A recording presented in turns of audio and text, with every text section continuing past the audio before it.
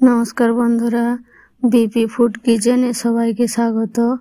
আজ আমি বানাবো একটি নতুন পিঠের রেসিপি। এটা কিন্তু নাস্তা, যে কোনো সময়ে এটা বানিয়ে খেতে পারবেন। তো পুরো ভিডিওটা দেখতে থাকুন। এখানে আমি একটা কড়াই গরম করে তাতে দিয়ে দিচ্ছি 1 চামচ ঘি। ঘিটা একটু সামান্য গরম হলে এবারে দিয়ে দেব আমি 1 বাটি সুজি।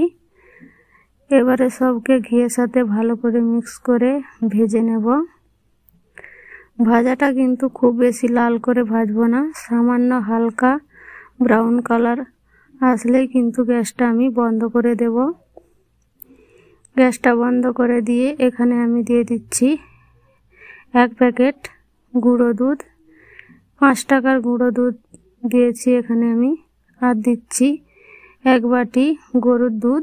আপনারা চাইলে এটা পুরো গরুর দুধ দিয়েও করতে পারেন, কিংবা গুঁড়ো দুধ দিয়েও কিন্তু করতে পারেন। এবারে দিয়ে দিলাম সামান্য পরিমাণে জল। এটা কিন্তু নেড়ে চেড়েই খুব ভালো করে মিশিয়ে নিতে হবে, নাহলে কিন্তু দলা পাকিয়ে যাবে।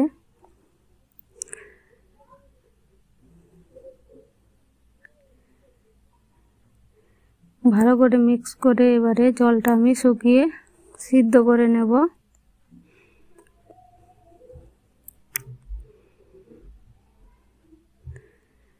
এটা কিন্তু অনবরত নাড়তে হবে, নাড়াচাড়া করে নিতে হবে, না হলে কিন্তু বসে যাবে নিচে। এবারে দিয়ে দিচ্ছি সামান্য পরিমাণে লবণ। লবণটা আপনারা নাও দিতে পারেন, কিন্তু মিষ্টি জিনিসে একটু নরম লবণ দিলে কিন্তু স্বাদটা আরও বেশি ভালো লাগে, তাই দিলাম। এবারে দিয়ে দিচ্ছি আমি চিনি। এখানে আমি 1/2 বাটি চিনি দিয়েছি। আপনারা যেমন মিষ্টি খাবেন তেমন দিবেন।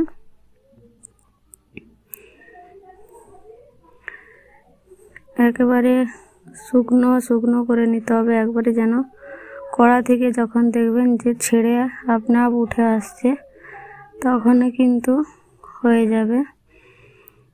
এইভাবে একটা ডো বানিয়ে নিতে হবে। এখন পুরো শুকনো করে নিতে হবে ভালো করে।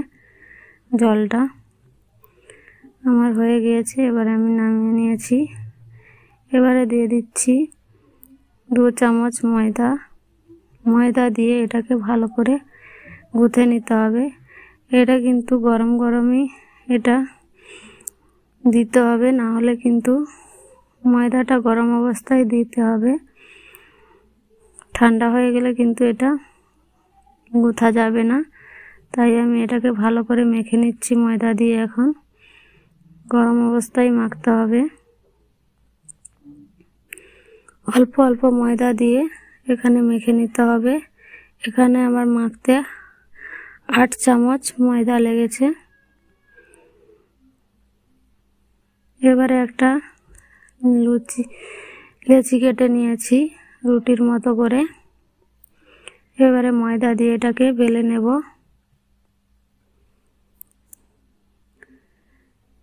এটা কিন্তু চিপকে যাবে না, ময়দার কারণে। ময়দা দিয়ে বেললে কিন্তু এটা আসানিসে খুব সহজেই আপনারা এটা বানিয়ে নিতে পারবেন।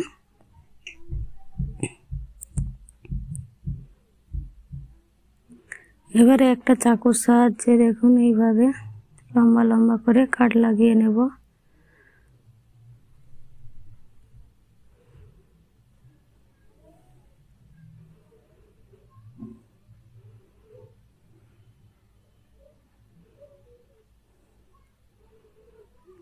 এবারে আমি সুজির পিসের আকারে দেখুন কেটে নেব এইভাবে 8 দিকে। এইভাবে একটা একটা করে কেটে নেব সবগুলোকে। দেখুন এইভাবে পিস কেটে নেব।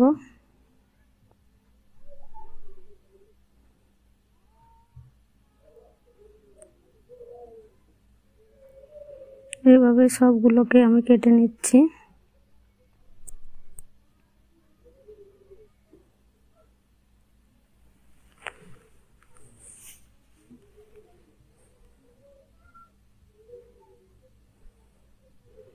এটা কিন্তু খেতে খুব সুন্দর লাগে।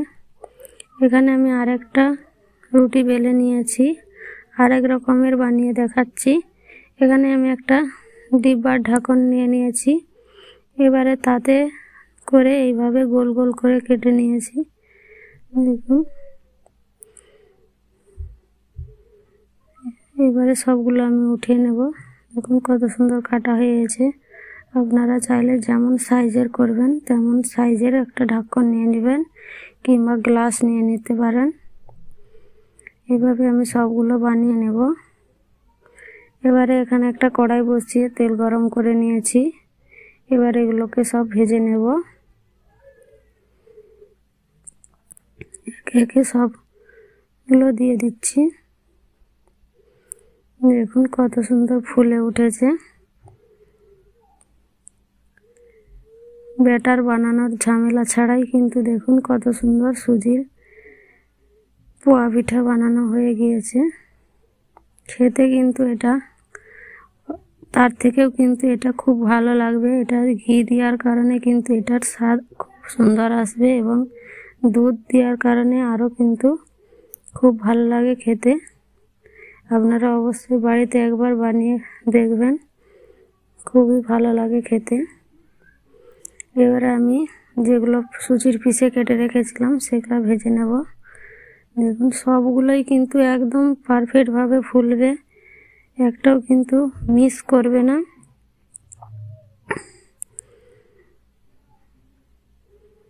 দেখুন কত সুন্দর ফুলে উঠেছে।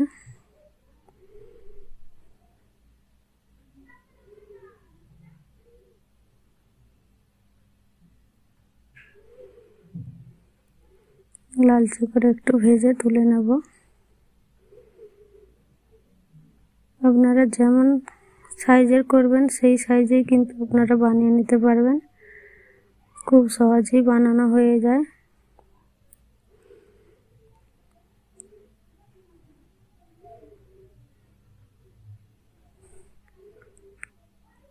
হাতের সামনে শুধু সুজি থাকলেই কিন্তু এই পিঠাটা বানিয়ে ফেলতে পারবেন। আমি আরো কতগুলো ভেজে দেখাচ্ছি।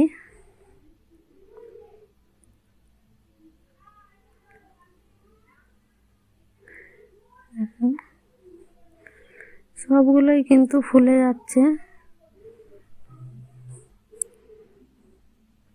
ব্যাটার বানিয়ে করলে কিন্তু এত সুন্দর ফুলে উঠতো না, আর কোনোটা ফুলতো না, কিন্তু এতে দেখুন সবগুলোই কিন্তু ফুলে উঠছে। দেখুন একেবারে গোল গোল, কত সুন্দর।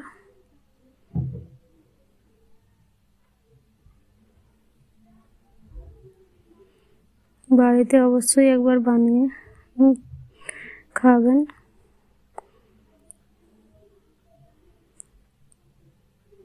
ভিডিওটি ভালো লাগলে অবশ্যই লাইক এবং সাবস্ক্রাইব করবেন।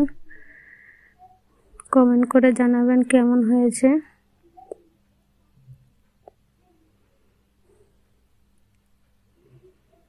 সবগুলো আমি তুলে নিচ্ছি, আমার ভাজা হয়ে গিয়েছে।